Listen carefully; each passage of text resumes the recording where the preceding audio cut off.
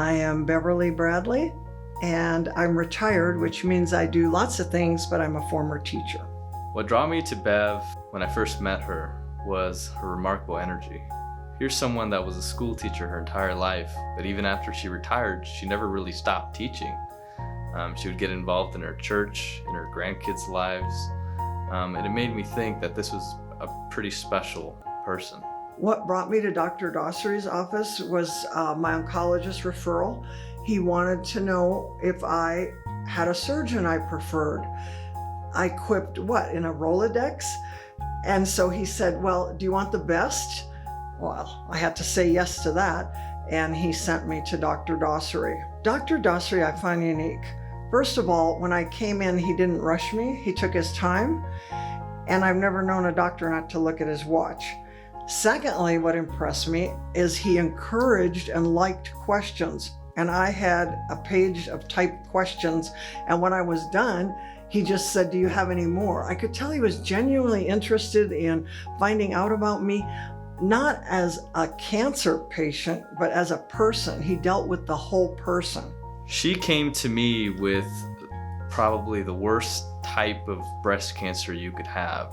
It's triple negative, which means that some of the conventional therapies don't work. What was worse was that it was also in her lungs and in her, in her breast, and that upstaged the type of cancer she had. The survivability was quite low. Stage 4 triple negative breast cancer, it's the worst kind of cancer you could have. My greatest struggle was in a change of identity from being the one that did for others, helped others, and was strong, to a weak person who had to accept help. It was a process I fought against, but finally I recognized admitting your weakness is a strength, and people enjoy doing things for me. And so once I accepted that, I moved forward with that struggle.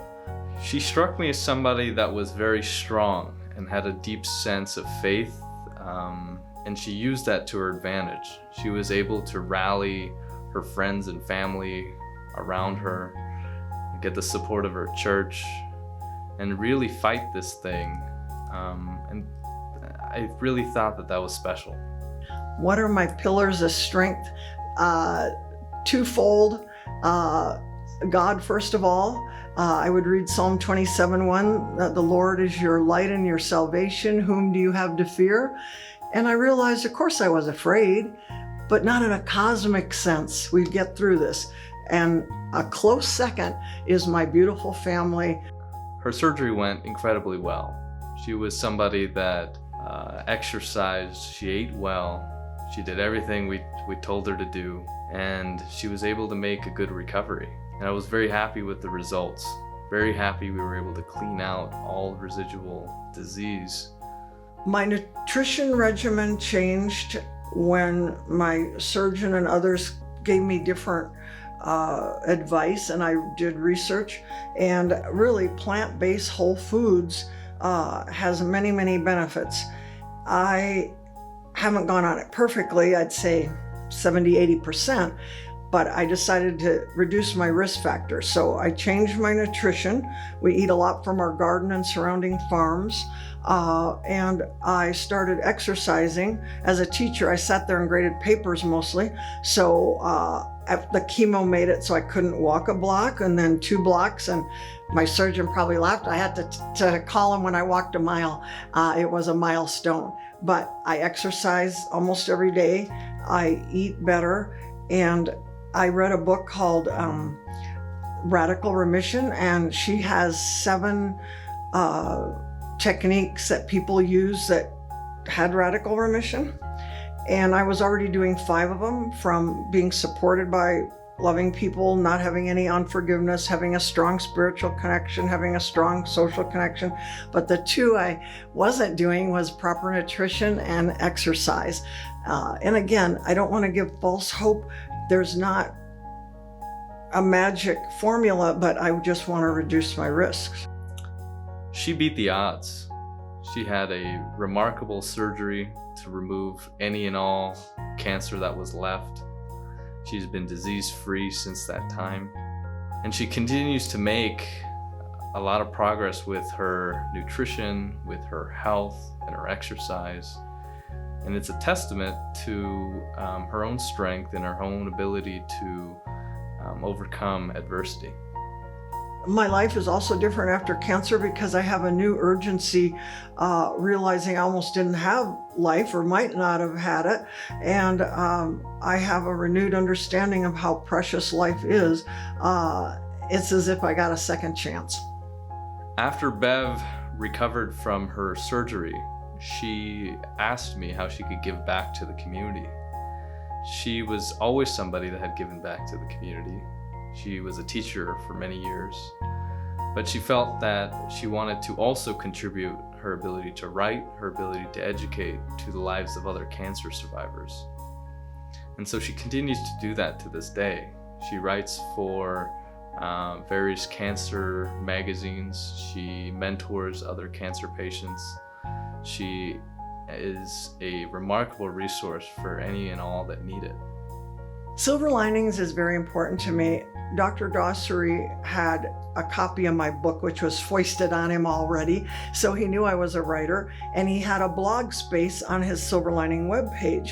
So he asked if I would do that, and I said I'd love to. So I'm still doing it 2 years later, writing blogs that hopefully help cancer patients deal with some of the things you have to go through. And I guess I like best of all, though, the one-on-one with Silver Linings when I get a chance to mentor other people. We start out as strangers. One girl passed the restaurant twice, so I went out and said, "Is that you?" And she said, "Yes," and she came in. And later she admitted, she goes, "Bev, I was afraid to come in." I said, "What am I doing meeting a stranger?" But by the end, we were laughing and crying together and hugging, because there's a sisterhood of suffering. There's a real sisterhood when you've been through this hell that's called cancer. And so I love the one-on-one connections. I love helping people. I also like some of the organizing parts and going to different events and spreading the word about what Silver Linings does in terms of mentoring, even free makeup classes, our outreach with support groups. We just hope to bring compassion to Las Vegas. Over the years, Bev has become a great friend of mine. She has taught me a lot, made me a better doctor. And I count on her to help mentor other patients in my practice. Folks that come to me with new diagnoses and need support. She's just been the greatest human and great support network. I hope to leave a couple legacies, if that's not greedy. I want to leave a legacy of Silver Lining that I hope it'll keep taking off and reach more and more people compassionately. Vegas needs this. And my most important legacy is through my children, who are now adults, and my grandchildren. I want to know that I impacted them. I'm kind of like the crazy professor grandma. They come over and they have to learn about snowflakes and who studied them, and they have to learn about gravity. And I think if one thing I'm role modeling through all that is that I have a passion for learning. And the same thing with my students. I hope the next generation and after can remember that learning is fun. I had people come in going, "I hate all grammar." And I said, "Well, then come up to the board and draw a car." And I drew the basic of the car, and I said, now slam it, modify it. And they were putting things on, and then I taught adjectives through the wheels on. It's a red car. I try to make it fun, and I hope they remember that. Other people have called just this year and made me cry my eyes out, saying what I meant. One guy had served 6 years in prison, and he called and said, "You were right," and straightened up his act. And those kind of things are rare, but they mean a lot.